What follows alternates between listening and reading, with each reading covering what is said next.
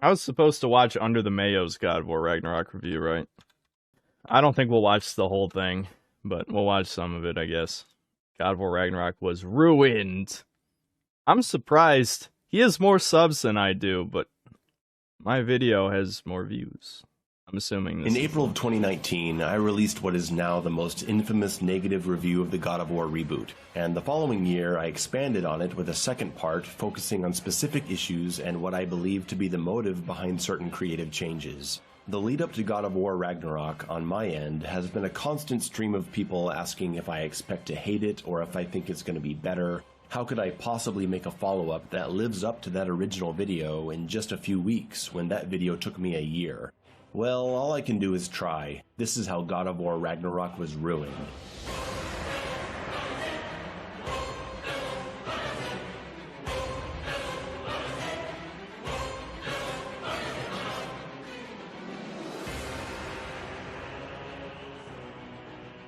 I'm glad I stopped doing intro shit like that.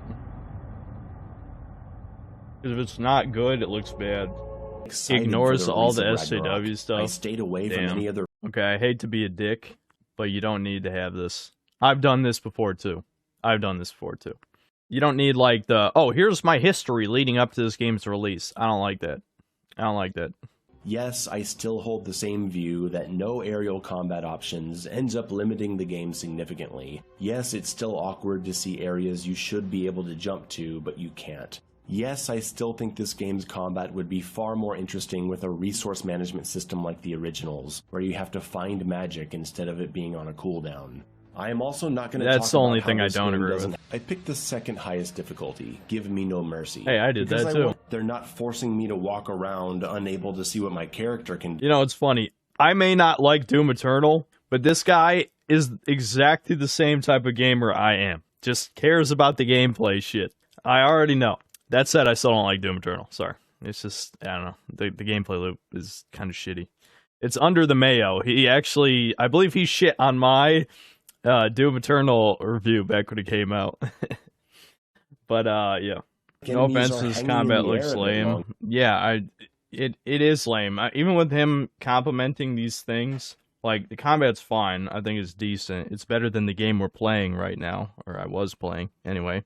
Yeah, even with all these options, like, it's more important that the combat feels good than you having a bunch of options. This is a problem with some of UndertheMayo's other videos I've seen. Like, people complain about his, I never actually played the game because it's early access, and I don't like early access, but Ultra Kill, right? He talks about how the handgun's overpowered, so he never used any other gun. But it's more important that weapons feel good than things be balanced. You know what I mean? Like, the problem is, even though you have a shit ton of different moves in God of War Ragnarok, almost none of them feel good to use. I probably should have used that juggling spinning attack, but I didn't even know it could juggle people because I never got that close to them while using it. No, the Zoomers want to see the new game. I mean, it makes sense.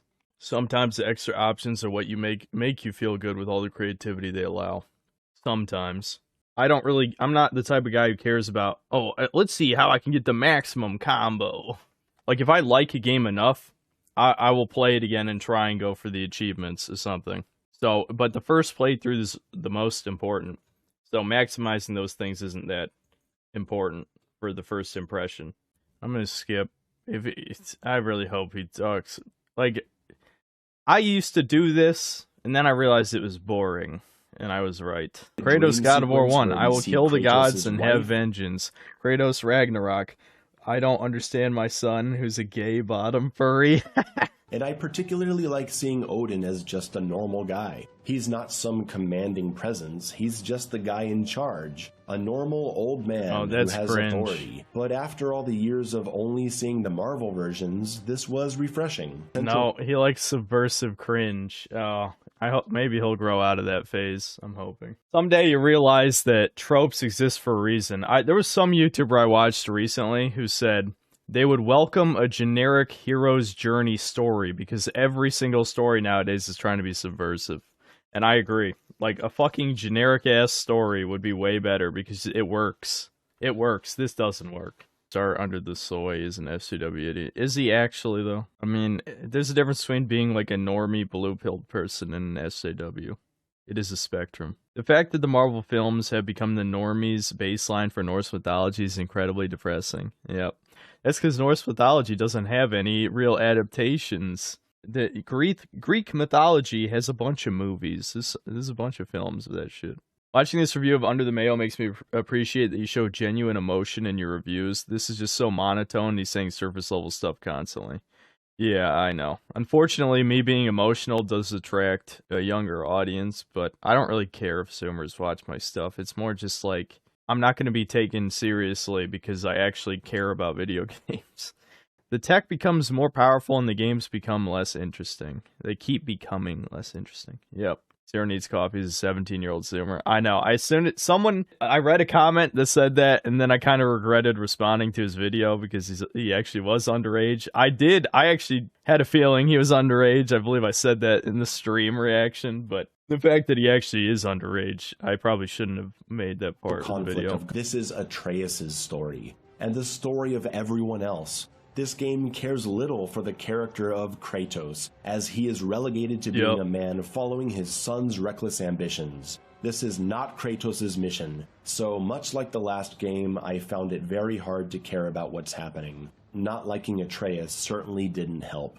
In the first cutscene, Atreus is already yelling at us. It's incredible that they start this game with Atreus whining. And it's not about the dialogue. I understand they have to... Honestly, I wanted to emphasize that more in my review. I regretted not talking about that more. His voice isn't... By the way, I refuse to believe that this part isn't a jab at my video.